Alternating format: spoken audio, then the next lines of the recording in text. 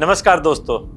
यमुना को गंदे नालों से छुटकारा मिलेगा और 3140 करोड़ की लागत से 27 एसटीपी बनेंगे। इसकी मंजूरी दिल्ली की सीएम रेखा गुप्ता ने दे दी है।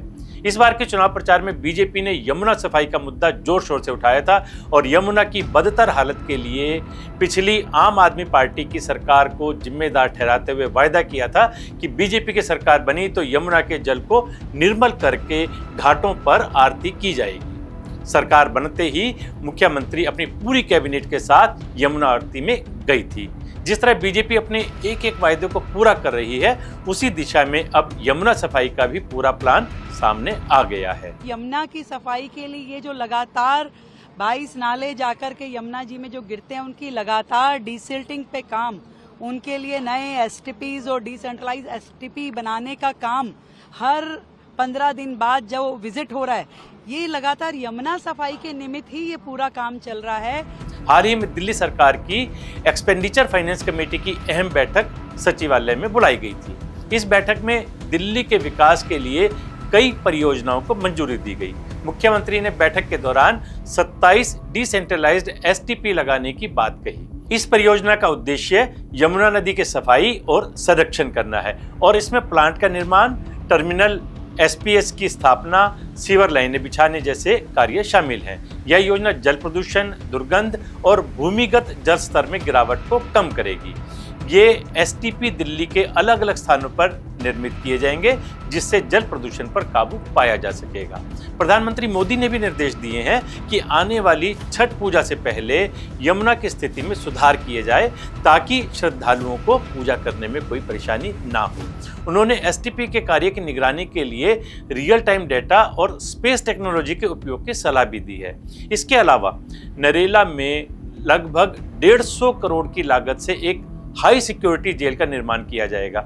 इस जेल में 256 कैदियों के रहने की सुविधा होगी, जो लगभग 40 एकड़ क्षेत्र में फैली होगी। यह फैसला दिल्ली की जेल प्रणाली को अधिक आधुनिक और सुरक्षित बनाने के लिए किया गया है। इसके साथ ही दिल्ली की परिवहन प्रणाली को सुधारने के लिए द्वारका में इलेक्ट्रिक बसों की चार्जिंग के लिए इंफ्रास्ट्रक्चर निर्माण को भी हरी झंडी दी गई है। इस परियोजना पर लगभग 100 करोड़ रुपए खर्च होंगे, जिसके अंतर्गत द्वारका के क्लस्टर डिपो और डीटीसी डिपो में चार्जिंग स्टेशन स्थापित किए जाएंगे। मुख्यमंत्री ने सभी संबंधित विभागों को परियोजनाओं को समयबद्ध तरीके से और आधुनिक तकनीकों के साथ मिशन मोड में पूरा करने के निर्देश दिए हैं। इसके अलावा मुख्यमंत्री ने कैबिनेट मंत्रियों, अधिकारियों और जनप्रतिनिधियों के साथ आयुष्मान भारत योजना के दिल्ली में प्रभावी क्रियान्वयन को सुनिश्चित करने से संबंधित बैठक भी की। बैठक में तय हुआ कि दिल्ली में जल्द ही लगभग 1,70,000 आयुष्मान आरोग्य कार्डों का वितरण शुरू किया जाएगा। इस अभियान में जनप्रतिनिधियों से सहयोग की अपील की गई है। मीटिंग में ये भी तय हुआ कि दिल्ली में स्वास्थ्य सुविधाओं के डिसेंट्रलाइजेशन को लेकर बड़ा कदम उठाया जाएगा। देश की राजधानी में लगभग 1000 जन आरोग्य केंद्रों की स्थापना की जाएगी। हर विधानसभा क्षेत्र में 15 जन आरोग्य केंद्र होंगे। इन केंद्रों में प्राथमिक उपचार, परामर्श और दवाओं की सुविधा उपलब्ध होगी। साथ ही वरिष्ठ नागरिकों के लिए वय वंदन योजना भी जल्द शुरू की जाएगी। 70 वर्ष से अधिक आयु के नागरिकों को विशेष प्राथमिकता दी जाएगी, ताकि उन्हें समय पर स्वास्थ्य लाभ मिल सके। मुख्यमंत्री ने अधिकारियों को निर्देश दिए हैं कि 1 सप्ताह के भीतर जन आरोग्य केंद्रों के लिए उपयुक्त स्थलों की पहचान कर रिपोर्ट सौंपी जाए। इसके अलावा हर जिले में एक इंटीग्रेटेड पब्लिक हेल्थ लैब और नो क्रिटिकल केयर ब्लॉक भी शामिल किए जाएंगे।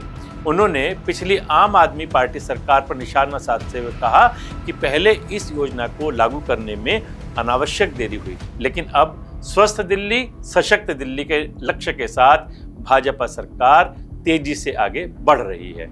इस तरह से हम देख सकते हैं कि दिल्ली की बीजेपी सरकार न सिर्फ वादे करके चुनाव जीती है, बल्कि चुनाव जीतने के बाद जितने भी प्रमुख वायदे किए गए हैं, लगभग उन सभी पर काम शुरू कर दिया गया है। दिल्ली वासियों की जरूरतों को देखते हुए और भी कई नए प्लान बनाए जा रहे हैं, ताकि बीजेपी जिस उद्देश्य से दिल्ली की सत्ता पर काबिज हुई है, उसे पूरा किया जाए और दिल्ली वासियों को बेहतर दिल्ली में बेहतर जीवन की सौगात दी जाए। लगता तो है कि हम बेहतर दिल्ली की ओर बढ़ रहे हैं, बाकी समय ही फैसला करेगा। नमस्कार।